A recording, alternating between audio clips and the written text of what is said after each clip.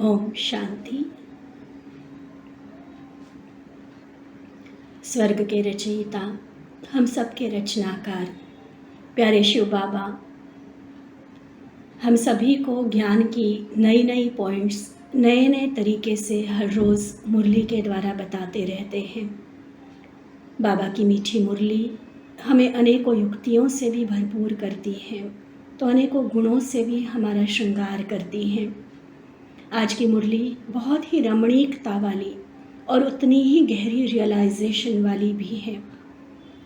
बच्चों के रूहानी अलौकिक ड्रेसेस और श्रृंगार की बात आज बाबा की मुरली में बाबा ने हम सबको बताई है। वो ड्रेसेस कौन कौन से हैं, श्रृंगार कौन कौन से हैं, जिनसे बाबा हमेशा हम बच्चों को सजे सजाए देखना चाहते हैं।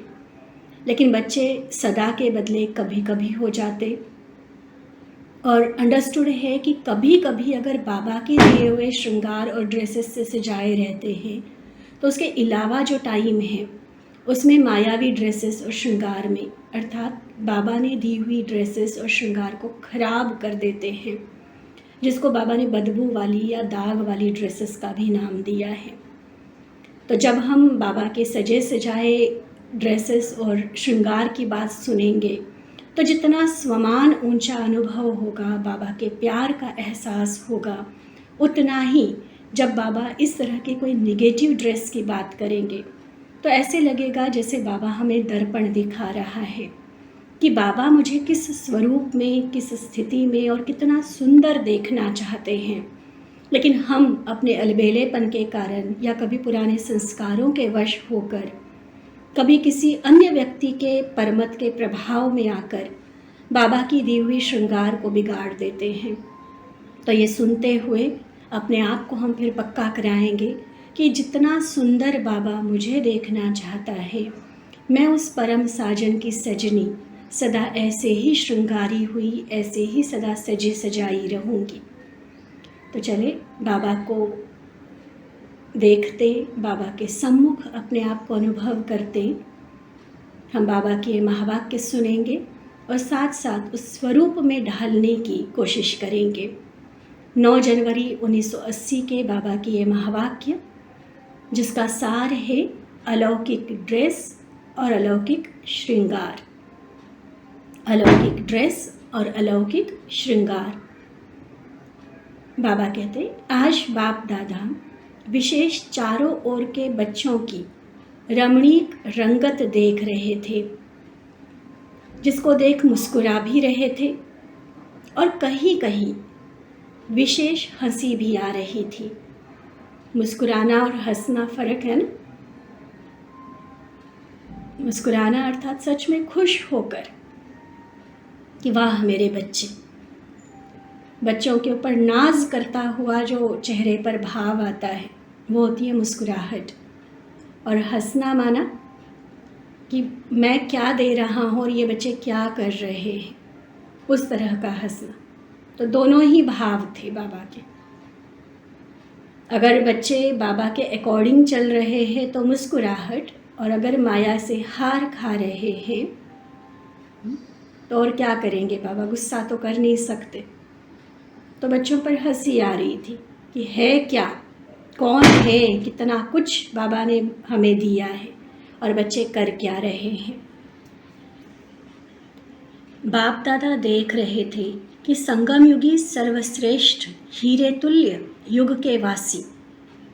अब देखना, संगम युगी सर्वश्रेष्ठ हीरे तुल्य युग के वासी और सर्वश्रेष्ठ बाप दादा के बच्चे, ईश्वरीय संतान, ब्राह्मण कुल की श्रेष्ठ आत्माओं को, लाडले सिकिलधे बच्चों को बाप दादा ने विशेष सारे दिन के लिए भिन्न भिन्न प्रकार की ड्रेस और श्रृंगार, साथ साथ बैठने के स्थान और आसन कितने श्रेष्ठ दिए हैं।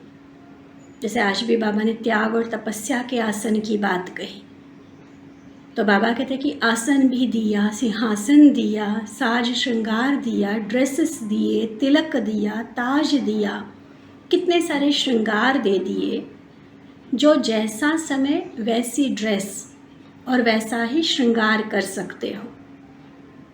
सतयुग में भिन्न भिन्न ड्रेसेस और श्रृंगार चेंज करेंगे, है ना। राज दरबार में होगी तो ड्रेस और श्रृंगार कैसा होगा, कोई फैमिली फंक्शन है तो कैसा होगा, पढ़ाई पढ़ने जाएंगे तो कैसा होगा, बाग बगीचे में पिकनिक करने जाएंगे तो कैसा होगा। हर समय का अलग अलग साज श्रृंगार होगा ना। सुबह के समय कैसा, भोजन के समय कैसा, नींद के समय कैसा। तो अलग ड्रेस और अलग श्रृंगार सेट्स होंगे जो चेंज करेंगे। तो सतयुग में भिन्न भिन्न ड्रेसेस और श्रृंगार चेंज करेंगे, लेकिन संस्कार तो सारे यहाँ से ही ले जाते हैं ना। ब्रह्मा बाबा ने संगम युग की भिन्न भिन्न ड्रेसेस और श्रृंगार से ब्राह्मण बच्चों को सजाया है। आज बाबा शिव बाबा की बात नहीं कर रहे हैं। ब्रह्मा बाबा सजाने और हमें संवारने के, ड्रेसेस और श्रृंगार देने के निमित्त हैं, क्योंकि साकार का अनुभव तो ब्रह्मा को है ना। वैसे भी हीरों के जौहर ही थे, और जो भी नया पैटर्न वाला कोई जेवर बनकर आता था तो पहले घर की बहू बेटियों को पहना देते थे। सुनी है ना हम सब ने जीवन कहानी। तो बाबा कहते हैं कि ब्रह्मा बाप ने संगम युग की भिन्न भिन्न ड्रेसेस और श्रृंगार से ब्राह्मण बच्चों को सजाया है, लेकिन रमणीक रंगत क्या देखी, जिसके लिए बाबा ने कहा कि मुस्कुरा भी रहे थे और हंसी भी आ रही थी। ऐसे तो इतने सुंदर सुंदर ड्रेसेस बाबा ने दिए, ऐसा अतिश्रेष्ठ श्रृंगार दिया, लेकिन अब बच्चे क्या करते हैं, प्रैक्टिकल स्टेज क्या रहती है। क्या सच में बाबा के दिए हुए ड्रेसेस के आधार पर सजे सजाए रहते, या कहीं बीच में पुरानी ड्रेसेस याद आ जाती हैं, क्या होता है। अब सुनना बाबा ने क्या देखा। ये प्रैक्टिकल हमारी अवस्था का समाचार बाबा सुना रहे हैं कि इतनी सुंदर ड्रेसेस और सजावट होते हुए भी कोई कोई बच्चे पुरानी ड्रेस, मिट्टी वाली ड्रेस पहन लेते हैं। अब बाबा ना एक एक चीज़ को एक्सप्लेन कर रहे हैं, किस समय बच्चों को कौन सी ड्रेस मैंने दी है। उसमें शुरुआत होती है हमारी अमृत वेले से। तो बाबा पूछते, अमृत वेले की ड्रेस और श्रृंगार जानते हो? सारे दिन की भिन्न भिन्न ड्रेस और श्रृंगार जानते हो? बाप दादा द्वारा भिन्न भिन्न टाइटल्स, बाप दादा द्वारा भिन्न भिन्न टाइटल्स की ड्रेसेस और सेट हैं। मान लो हमने टाइटल दिया मास्टर सर्वशक्तिमान, ठीक है। तो ये टाइटल माना हमारा ड्रेस हो गया, हमारा स्वरूप, और उस मास्टर सर्वशक्तिमान से रिलेटेड जितने सारे गुण हैं और प्रैक्टिकल लक्षण, निशानियां हैं, वो हमारा श्रृंगार हो गया, ठीक है। ऐसे ही हम स्वमान लेते हैं विश्व कल्याणकारी, तो विश्व कल्याणकारी हमारी ड्रेस हो गई, और विश्व कल्याण करने के लिए जिन क्वालिटीज़ की, पावर्स की ज़रूरत है, वो हमारा श्रृंगार हो गया। ऐसे हर बात के लिए सोचना, जो भी टाइटल्स है वो ड्रेस है, और उस टाइटल्स का प्रैक्टिकल स्वरूप जिन क्वालिटीज़, पावर्स या निशानियों के द्वारा प्रकट होता है, वो हमारा श्रृंगार है। तो भिन्न भिन्न टाइटल्स की स्थिति रूपी ड्रेस और भिन्न भिन्न गुणों के श्रृंगार के सेट हैं। जैसे आजकल के ज़माने में भी कौन सी साड़ी के साथ कौन सा जेवर पहनना है, या अगर आप मॉडर्न लुक चाहते हो तो कैसी ड्रेस के साथ कैसी एक्सेसरीज़ चाहिए, ट्रेडिशनल चाहिए, पारंपरिक वेशभूषा है तो कैसी ड्रेस और कैसे उसके ऊपर जेवर चाहिए, सेट होता है ना। मैचिंग की बात होती है, न सिर्फ कलर मैचिंग, लेकिन वो पैटर्न भी मैच होना चाहिए, वो उनके साथ सुटेबल, कॉम्पैटिबल होना चाहिए, ये ध्यान दिया जाता है। तो ऐसे ही बाबा कहते हैं कि यहाँ पर भी कितने प्रकार की ड्रेसेस और सेट हैं। जैसी ड्रेस वैसा श्रृंगार का सेट, और ऐसे ही सजे सजाए सीट पर सदा सेट रहो। दुनिया में भी मान लो किसी अमीर घर में शादी हो जाए ना, अब पहले चाहे जैसे भी रहते थे, लेकिन घर में, अमीर घर में शादी हो गई ना, देखना कितना सारा श्रृंगार हो जाता है उस कन्या का। पति अमीर है, बहुत प्यार करता है, तो कितना कुछ उसको ला कर देता रहेगा, तो यहाँ भी हमें पतियों का पति, सारी संपत्तियों का जो सागर है, तो ऐसा वो जो हमें मिला है परम साजन, वो डेली हमें विभिन्न तरह के ड्रेसेस और श्रृंगार दे रहे हैं। तो उन ड्रेसेस को धारण करना माना उस स्थिति में टिकना, और उस जेवर से सजना माना उन गुणों को जीवन में धारण करना। अपनी ड्रेसेस गिनती करो कितनी है, कितने स्वमान दिए बाबा ने। उसी टाइटल की स्थिति में स्थित होना अर्थात ड्रेसेस को धारण करना। कभी विश्व कल्याणकारी की ड्रेस पहनो, कभी मास्टर सर्वशक्तिमान की ड्रेस पहनो, कभी स्वदर्शन चक्रधारी बन जाओ। जैसा समय, जैसा कर्तव्य, वैसी ड्रेसेस धारण करो। ठीक है, समय और कर्तव्य के हिसाब से वैसी ड्रेसेस धारण करो, और साथ साथ भिन्न भिन्न गुणों के श्रृंगार करो, या भिन्न भिन्न श्रृंगारों के सेट धारण करो। हाथों में, गले में, कानों में, मस्तक में यह श्रृंगार हो। जैसे मान लो हम अपने आप को इष्ट देव का स्वमान दे रहे हैं, तो स्वमान तो हो गई हमारी ड्रेस, वह स्वरूप हमने इमर्ज किया। लेकिन फिर श्रृंगार कैसा हो? जो मस्तक में सबके लिए शुभ भावना है, नैनों में सबके लिए आत्मिक प्यार और रहम है, मुख पर मिठास है, होठों में मुस्कुराहट है, हाथ वरदानी है, कदम जहाँ जा रहे हैं वहाँ सफलता दिला रहे हैं। तो ये हो गया हमारा पूरा श्रृंगार का सेट। ऐसे हर स्वमान के साथ जुड़कर अपना श्रृंगार देखो कि मैं विश्व कल्याणकारी हूँ, तो मेरे मस्तक से, मेरे आँखों से, मेरे मुख से, मेरे गले से क्या क्या क्वालिटीज़ प्रकट होनी चाहिए, मेरे संपूर्ण व्यक्तित्व से क्या लोगों को अनुभव होना चाहिए। जैसे आज व्यक्त इशारे में भी बाबा ने कहा कि स्वयं को भी अनुभव हो और दूसरे भी महसूस करें कि इनके हृदय में हर एक के लिए शुभ भावना है, कल्याण की कामना है। तो वो श्रृंगार, वो सेट की बात बाबा कर रहे हैं। क्लियर हो रही है बाबा की बात? देखो बाबा और एक्सप्लेन कर रहे हैं। मस्तक में यह स्मृति धारण करो कि मैं आनंद स्वरूप हूँ, तो यह मस्तक की बिंदी हो गई। मुख द्वारा अर्थात गले में भी आनंद दिलाने की बातें हो। अगर मैं ये स्वमान ले रही हूँ कि मैं आनंद स्वरूप हूँ, तो मस्तक में लग गई स्मृति की बिंदी। फिर प्रैक्टिकल हमारे मुख द्वारा, गले द्वारा जो शब्द निकले वो दूसरों को आनंद दिलाने वाले हों। ठीक है, हाथों द्वारा अर्थात कर्म में आनंद स्वरूप की स्थिति हो। ये हाथों के कंगन हो गए। सज रहे सभी, जैसे जैसे बाबा बोल रहे वैसा अपना श्रृंगार अनुभव करते चलो। कानों द्वारा भी आनंद स्वरूप बनने की बातें सुनते रहना, यह कानों का श्रृंगार है। पांव द्वारा आनंद स्वरूप बनाने की सेवा तरफ पांव हो, अर्थात कदम कदम आनंद स्वरूप बनने और बनाने के लिए ही उठे। ये पांवों का श्रृंगार हो गया। अब एक सेट समझ लिया, पूरा ही सेट धारण कर लिया। ऐसे ही अलग अलग समय पर अलग अलग सेट धारण करो।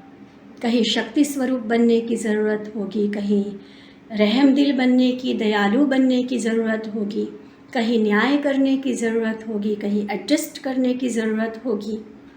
तो जैसा समय, जैसा कर्तव्य, वैसी ड्रेस और वैसा श्रृंगार। तो सेट धारण करना आ गया। क्लियर हो गई बाबा की बात? या कानों का पहनेंगे तो गले का छोड़ देंगे, ऐसे तो नहीं करेंगे। वैसे तो आजकल की दुनिया में सेट पहनने का रिवाज है, तो आपके इतने श्रेष्ठ श्रृंगार के यह सेट है, वह धारण क्यों नहीं करते हो? कईयों को ये भी आदत होती ना, होंगे तो बहुत सारी ज्वेलरी लेकिन लॉकर में रखे रहेंगे, तो उसका फ़ायदा क्या?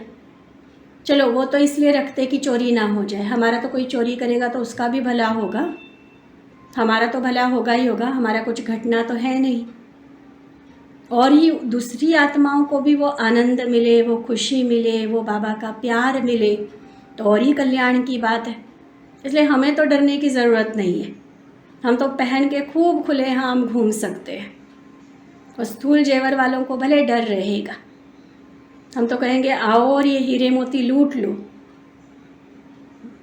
तो इसलिए बाबा कहते क्यों नहीं धारण करते हो? अब ये बताओ, जब बाबा ने इतने श्रेष्ठ श्रृंगार, श्रेष्ठ सेट दे दिए, तो पहनते क्यों नहीं हो? इतनी सब भिन्न भिन्न प्रकार की सुंदर ड्रेसेस को छोड़कर देह अभिमान की, स्मृति की मिट्टी वाली ड्रेस क्यों पहनते हो? या वही इतनी अच्छी लगती है, इतना लगाव हो गया है उस ड्रेस से? बाबा कहते आज ड्रेस और श्रृंगार की कंपटीशन देखी। देखो दुनिया में कंपटीशन चलती है ना, फैशन शो चलता है, तो बाबा बच्चों का भी ओरिजिनल फैशन शो देख रहे हैं कि किसने कैसी ड्रेस पहनी और किसने कितना श्रृंगार किया है। क्या देखा कि कौन से बच्चे सारा दिन सजे सजाए रहते हैं और कौन से बच्चे ड्रेस बदलने, पहने, उतारने में ही लगे रहते हैं। अभी अभी एक ड्रेस धारण करेंगे और अभी अभी वह ड्रेस उतार कर, चलो पॉजिटिव ड्रेस के बदले दूसरी पॉजिटिव ड्रेस पहन ली, ये तो समझने वाली बात है कि कहीं शक्ति की ज़रूरत है तो कहीं प्यार की ज़रूरत है, वो तो बाबा ने ही बता दिया, जैसा समय जैसा कर्तव्य। लेकिन बच्चे थोड़ा उल्टा काम भी कर लेते हैं। क्या करते कि अभी अभी एक ड्रेस धारण करेंगे जैसे बाबा ने बताई है, और फिर वह ड्रेस उतार कर घटिया ड्रेस पहन लेंगे। ज़्यादा समय श्रेष्ठ सुंदर ड्रेस पहन ही नहीं सकते। तो क्या देखा, कोई कोई बिल्कुल बदबू वाली ड्रेस भी पहन लेते हैं। कौन सी बदबू? वो बदबू नहीं जो परफ्यूम छिड़क कर ठीक हो जाए। कौन सी बदबू? देह के संबंध और देह के पदार्थों के लगाव की बदबू वाली ड्रेस। बाबा के इन शब्दों को ना बहुत गहराई से महसूस करें। हम कई बार बहुत कैजुअली, बहुत हल्के रूप में ले लेते हैं इस चीज़ को कि कोई बात नहीं, सारे ही तो देह अभिमान में हैं। हम तो कई बार अपने ऊपर वो अटेंशन ही रखने का लक्ष्य नहीं रखते। ना लक्ष्य है ना अटेंशन है, तो क्या होगा? और बाबा देखो आज क्या शब्द यूज़ कर रहे हैं, अगर मेरा कहीं भी लगाव है, चाहे अपनी देह में, देहधारियों में या देह की चीज़ों में, तो इसका मतलब मेरी ड्रेस बदबू वाली है। तो क्या बदबू वाली ड्रेस पसंद है? ऐसी बदबू जो दूर से ही पता चल रहा था। कोई गंदे चमड़े की ड्रेस पहने हुए थे, कहा तो बाबा सोने हीरे जड़ित पोशाक दे रहे हैं, और कोई गंदे चमड़े की बदबू वाली ड्रेस पहने हुए थे, अर्थात क्रिमिनल आई की, जो दैहिक दृष्टि, कुदृष्टि, वासना वाली दृष्टि जो जाती है एक दूसरे के प्रति। आत्मा मणि को न देखकर सांप को देखते, देह की तरफ बुद्धि जाती। ये मेल, ये फीमेल, ये खूबसूरत, इसका नयन नक्श ऐसा, इसकी आंखें ऐसी, इसका स्किन का कलर ऐसा, ये क्रिमिनल आई। तो चमड़ी को देखने की ऐसी गंदी चमड़ी की ड्रेस भी पहने हुए थे। आप सोचो बाबा क्या पहना रहा है और बच्चे क्या पहन लेते हैं। और किसी किसी की ड्रेस पर, और देखो कड़ी बात बाबा समझा रहे। एक बताई बदबू वाली, माना लगाव की। दूसरा चमड़े की ड्रेस माना क्रिमिनल आई, कुदृष्टि, वासनायुक्त दृष्टि की बात बाबा ने कही। तीसरा कोई कोई की ड्रेस पर तो गंदे दाग लगे हुए थे। गंदे दाग अर्थात औरों के अवगुण, अर्थात दाग को अपने में धारण करना। मुझे अपने आप को कहाँ इम्प्रूव करना है, मुझे खुद को कितना पावन, सतोप्रधान, श्रेष्ठ बनाना है, इस पुरुषार्थ को छोड़ दूसरों के अवगुण देख रहे हैं, और वो सीख भी रहे हैं खुद। देखो उसने ऐसा किया ना, इसलिए मैंने भी किया। वो कौन सा मर्यादा में चलता है जो मैं चलूँ? पुरानों ने कौन सा गुस्सा छोड़ा है जो मैं छोड़ूँ? तो दूसरों के अवगुण न सिर्फ देख रहे हैं लेकिन खुद भी वैसा चल रहे हैं। माना ये दागों वाली ड्रेस, तो गंदे गंदे दागों वाली ड्रेस थी। श्रेष्ठ स्थिति का बाबा आगे बताते, किसी किसी की ड्रेस तो बहुत खराब खून के दागों की थी। देखो दाग भी एक चलो मिट्टी वगैरह के हो गए, लेकिन खून के दाग तो कितने गंदे लगते हैं ना।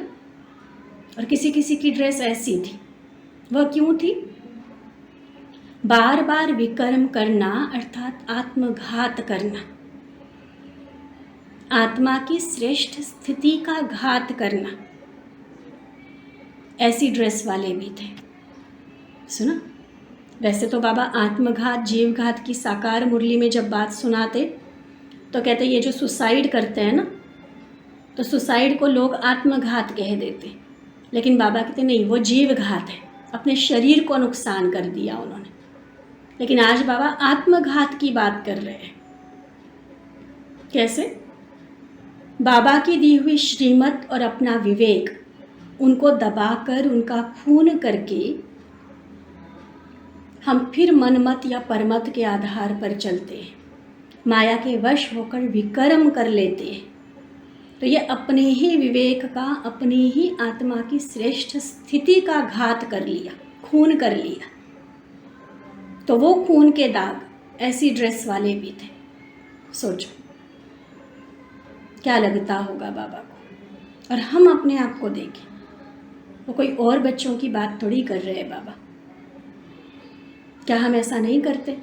पता है बाबा क्या कह रहा है, पता है मेरा भला किस में है, फिर भी चाहे एक्सक्यूज़ हम कुछ भी दें, परिस्थिति का दे, लोगों का दे, अपने संस्कारों की बात कहे, कारण कुछ भी बताए, लेकिन अगर हम श्रीमत का उल्लंघन कर रहे हैं, जिससे मेरा भला होना था उसके बदले जिससे मेरा घाटा होना है, मेरा पतन होना है, ऐसा अगर डिसीजन हम ले रहे हैं तो यह आत्मघात के खून के दाग है। चेक करना अपने आप को। अब सोचो, कहाँ सुंदर सुंदर टाइटल्स की स्थिति की ड्रेस और कहाँ ये गंदी ड्रेस, चाहे बदबू वाली या दागों वाली। श्रेष्ठ आत्माओं की तो ड्रेस भी श्रेष्ठ चाहिए ना। तो क्या देखा, कोई कोई बच्चे सारा दिन उसी श्रेष्ठ ड्रेस में श्रृंगार के सेट धारण करके सीट पर अच्छी तरह सेट थे। बाबा को भी बड़ा मज़ा आ रहा होगा उन बच्चों को देखकर, कितना प्यार आ रहा होगा ना कि देखो मैंने जैसे सजा के रखा ना, बच्चों को ऐसे सजे सजाए रह के सारा काम कर रहे हैं। लौकिक में माँ बाप ही देखो, कहीं बच्चों को ले जाते हैं, मान लो किसी शादी में जा रहे हैं, ड्रेस तो अच्छे से अच्छी पहना के जाएंगे, लेकिन कोई बच्चा मिट्टी में लोटपोट होकर आए, किसी के साथ लड़ाई झगड़ा करके ड्रेस फटवा के आ जाए तो कैसे लगेगा उनको। और वही कोई बच्चा जैसा सजाया था, जैसा सुंदर सुंदर ड्रेस उसको पहनाई थी, वैसा ही सारा दिन घूमता करता हंसता खेलता रहे तो माँ बाप को कैसे लगेगा। तो शिव बाबा भी तो माँ बाप ही हैं हमारा, और हम उसके नन्हे नन्हे बच्चे। अब जैसा वो सजा रहा है वैसा रहेंगे या फिर अपनी मनमत से माया के वश होकर गंदी वाली ड्रेसेस पहन लेंगे? क्या करना है देखो। तो कोई कोई बच्चे बड़ा सारा दिन सुंदर सी ड्रेसेस पहनकर श्रृंगार करके रहे हुए थे, और कोई कोई फिर बढ़िया ड्रेस धारण करते हुए भी, सामने होते हुए भी, धारणा करना चाहते हुए भी धारण कर नहीं सकते थे। तो अमृत वेले से श्रेष्ठ श्रृंगार का सेट धारण करो। जब श्रेष्ठ टाइटल्स की ड्रेस पहनेंगे, गुणों का श्रृंगार करेंगे, तो जैसे सतयुग में विश्व महाराजा विश्व महारानी की राजाई ड्रेस के पीछे दास दासिया ड्रेस को उठाते हैं, देखा है ना महाराजाओं का, महारानियों का, मतलब एक तो प्रॉपर ड्रेस तो होती है, पीछे बहुत ऐसे चुन्नी जैसा बहुत बड़ा कपड़ा होता है, और जो पीछे दास दासी चलेंगे ना वो उसको उठाकर चलेंगे, देखा है ना सभी ने। तो वो बाबा उस बात पर समझा रहे हैं कि जैसे सतयुग में विश्व महाराजा विश्व महारानी की राजाई ड्रेस के पीछे दास दासिया ड्रेस को उठाकर चलते हैं, वैसे अब मायाजीत संगमयुगी स्वराज्य अधिकारियों के टाइटल्स रूपी ड्रेस में स्थित होने के समय 5 तत्व और 5 विकार आपकी ड्रेस को पीछे उठाएंगे, अर्थात आपके अधीन होकर चलेंगे। सुना? 5 विकार भी और 5 तत्व भी हमारे अधीन होंगे। कब? जब हम ऐसे स्वमान में स्थित होकर सर्वगुणों का श्रृंगार करके चलेंगे, और वो भी सदा। बीच बीच में घटिया वाली, गंदी वाली, बदबू वाली ड्रेस नहीं पहनेंगे। जैसा बाबा ने सजाया, हाँ, फिर उन पॉजिटिव ड्रेसेस में भले हम अलग अलग चेंज करते रहें, जहाँ जैसी सेवा है, जैसा व्यक्ति है, जैसा समय है, जैसा कर्तव्य है, अलग अलग स्वमान अलग अलग समय के लिए बाबा ने दिए हुए हैं, तो वैसा वैसा अपने आप को सजाते रहो।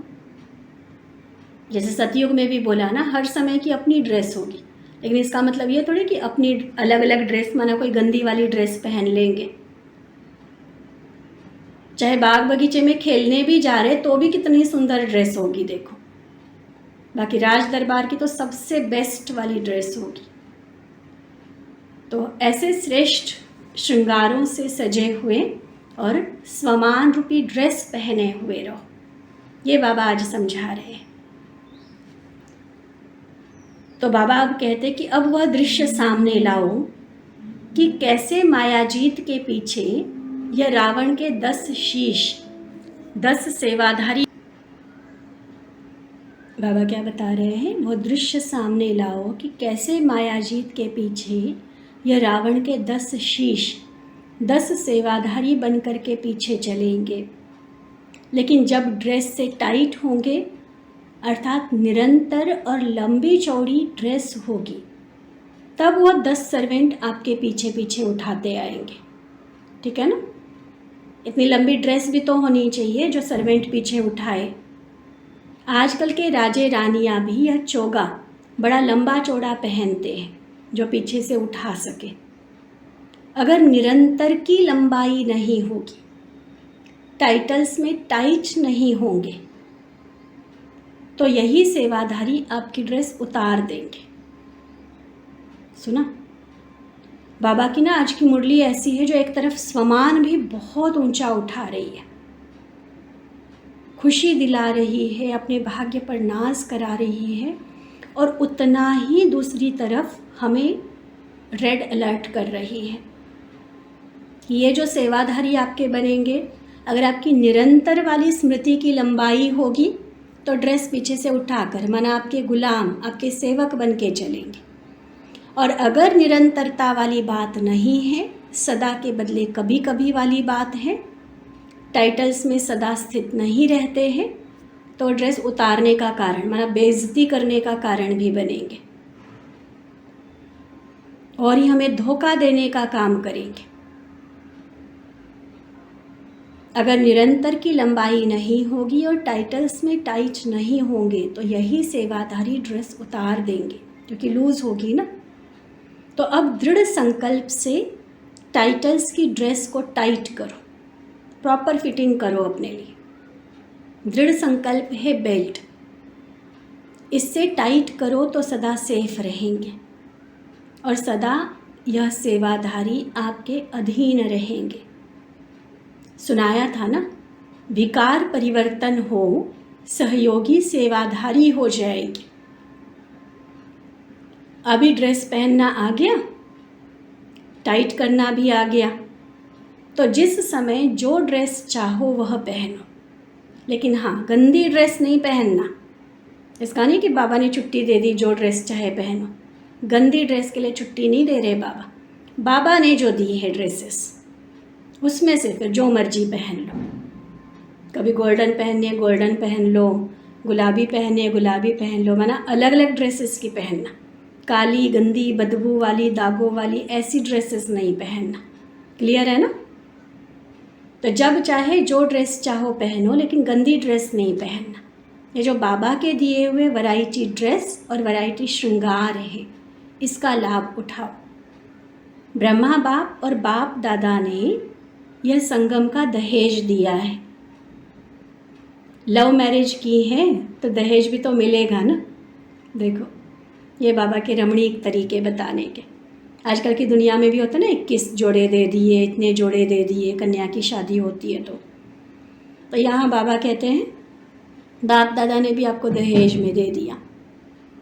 तो दहेज है यह वैरायटी श्रृंगार के सेट और सुंदर ड्रेस। पसंद है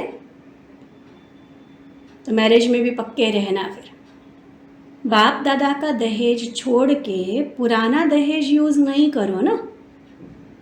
कई बच्चे ऐसे करते हैं जो बाप दादा का दहेज भी लेंगे तो ज़रूर, वालिया भी हैं, लेकिन साथ में पुरानी ड्रेस भी छिपा कर रखी हुई है। अब छिपा कर रखेंगे तो ज़रूर पहनेंगे भी कभी ना कभी, इसलिए कभी उसे भी धारण कर लेते हैं। जब पुराना लगाव लग जाता है तो पुरानी ड्रेस पहन लेते हैं। अमूल्य ड्रेस को छोड़ फटी टूटी ड्रेस पहन लेते हैं। तो ऐसे मत करना, बड़े प्यार से समझा रहे बाबा। अधिकार भी है, प्यार भी है बाबा का। बच्चे ऐसा मत करना, मैंने जो दिया है ना वो पहनना। अब तक भी छिपा कर रखा भी है तो आज जला देना। अब और आगे कंटिन्यू नहीं करना उन बातों को, ठीक है। अगर रखा है छिपा कर तो क्या करो, उसको जला दो। और आगे फिर राख भी अपने पास नहीं रखना, नहीं तो अंश का वंश कब बन जाए पता नहीं चले। वह भी सागर में स्वाहा कर देना। फिर सदा सजे सजाए रहेंगे और बाबा के साथ दिल तख्त नशीन रहेंगे। तख्त से उतरेंगे तो फांसी माना तख्ता आ जाएगा। तो क्या पसंद है, तख्त या तख्ता? बाबा के दिल रूपी सिंहासन पर, हृदय आसन पर रहना है या फिर फांसी पे चढ़ना है? अब कहने को तो सभी कहेंगे दिल तख्त पर रहना है, लेकिन प्रैक्टिकली कभी लोभ का कभी मोह का ये फांसी के तख्ते हैं। तो फांसी के तख्ते को छोड़ अब दिल तख्त नशीन हो जाओ। दहेज संभाला हुआ है ना, कहीं ऐसा तो नहीं कि माया अपना रख के हमारा बदली करके चोरी करके ले जाए। संभाल के रखना दहेज, लेकिन सिर्फ रखना नहीं, सिर्फ देखते रहो कि हाँ बहुत अच्छा है बहुत अच्छा है, नहीं, धारण करो। और ड्रेस कंपटीशन में फर्स्ट नंबर आ जाओ। अच्छे से इतने सुंदर सजे सजाए रहो जो बाबा नंबर 1 दे दे हमें। सुनाया था ना, नंबर है निरंतर के ऊपर। कभी कभी वालों को नंबर नहीं मिलना है, सदा निरंतर वालों को। ड्रेस पहननी तो सभी को आती है, लेकिन ड्रेस सदा टिप टॉप रहे ये नहीं आता है। कई बार होता है ना ऐसे, जब एक बार तैयार होंगे ना सुबह सुबह तो बाल भी सही बना लेंगे, ड्रेस भी सही पहन लेंगे, फिर 2-4 काम करने के बाद हाल देखने वाला होता है। कहीं मिट्टी लगी है, कहीं रसोई के दाग लगे हैं, कहीं बाल ऐसे अस्त व्यस्त हुए हैं। ऐसे नहीं, टिप टॉप रखना भी आना चाहिए। तो सदा सजे सजाए रहने वालों का नंबर है। कंपटीशन में फॉरेन वाले नंबर 1 लेंगे या भारत वाले लेंगे? सजने में वैसे कौन होशियार है? फॉरेनर्स का इतना नहीं होता ना श्रृंगार, अगर देखो रियली प्रैक्टिकल दुनिया के हिसाब से। लेकिन इसमें कहीं ऐसा ना हो जाए कि भारत वाले इसी गलत फहमी में रहे कि हमें तो पहले से सजना आता है। इसलिए बाबा ये भी कंपटीशन कई बार करा देते हैं कि देखेंगे कौन पहला नंबर लेते हैं। जितना चाहे उतना ले सकते हैं। वहाँ तो प्राइज़ के कारण एक को ही फर्स्ट नंबर मिलता है, यहाँ तो बहुतों को फर्स्ट नंबर बना सकते हैं। यहाँ अखुट खजाना है, इसलिए जितने भी फर्स्ट नंबर आएंगे उनको बाबा फर्स्ट प्राइज़ दे देंगे। एक बार कहा था ना बाबा ने, बच्चे 108 भी क्यों गिनती करते हो, आप विजयी तो बनो, बाबा लड़ियाँ लगा देगा। ऐसे बाबा के नंबर 1 तो बनो, प्राइज़ देने में बाबा को कौन सी दिक्कत है, बाबा सबको प्राइज़ दे देंगे। अच्छा, कल से क्या करेंगे फिर? फिर पक्का करा रहे बाबा। पूरी मुरली सुनाकर फिर पूछते हैं कल से क्या करेंगे। अमृत वेले से लेकर भिन्न भिन्न ड्रेस और श्रृंगार के सेट से सज धज कर सारा दिन बाबा के साथ रहना। पसंद है ये काम? सजनी को और क्या चाहिए? सजे सजाए रहो और साजन के साथ रहो। अमृत वेले से ही फर्स्ट नंबर की ड्रेस पहनना। जो रहेंगे नहीं वो चलेंगे भी नहीं। वायदा क्या है? साथ रहेंगे साथ चलेंगे। तो रहेंगे तो चलेंगे ना। तो यह स्लोगन सदा याद रखो। अर्थात यह तिलक लगाना, साथ रहेंगे और साथ चलेंगे। समझते हो ना कंपटीशन में कितना अच्छा लगता होगा। बाप ब्रह्मा बाप को वतन में यह दिखाते रहते हैं, देखो हमने क्या क्या दिया बच्चों को और कौन कौन से बच्चे बड़े अच्छे से चल रहे हैं, कौन कौन से बच्चे बीच बीच में गड़बड़ कर रहे हैं। सारा बाबा दिखाते रहते सीन। बच्चों की याद तो ब्रह्मा बाप को भी रहती है, तो बच्चों का हालचाल दिखाते रहते हैं। ठीक है, अब क्या हालचाल दिखे बाबा को? सदा सजे सजाए, सदा श्रृंगारों से, और रूहानी अलौकिक ड्रेस जो बाबा ने दी उससे सजी हुई मूर्तियाँ दिखाई दे बाबा को। श्रेष्ठ स्थिति में स्थित, श्रेष्ठ लक्षणों को धारण किए हुए, सर्व गुणों से सजी हुई आत्माएं, ऐसी सजनियाँ बाबा को पसंद आएगी। तो हम सबको भी यही पसंद है ना। दहेज पसंद आ गया बाबा का दिया हुआ।